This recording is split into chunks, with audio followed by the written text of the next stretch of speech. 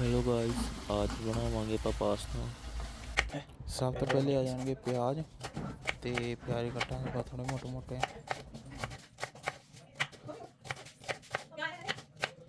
थोड़ा जा तेल,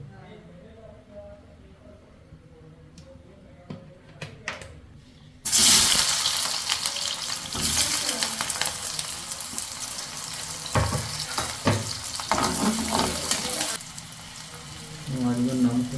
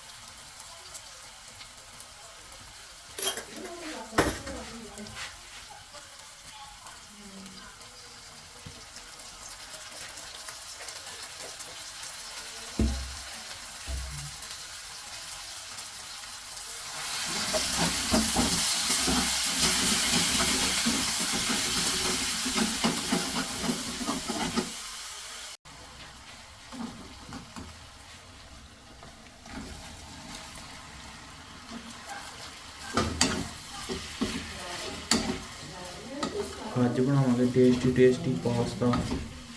ਤੇ ਵੀਡੀਓ ਨੂੰ ਲਾਈਕ ਕਮੈਂਟ ਜ਼ਰੂਰ ਕਰਿਓ ਤੇ ਦੱਸਿਓ।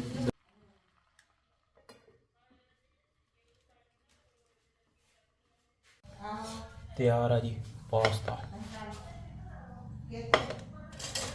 ਤੇ ਵੀਡੀਓ ਨੂੰ ਲਾਈਕ ਕਮੈਂਟ ਜ਼ਰੂਰ ਕਰਿਓ। ਧੰਨਵਾਦ।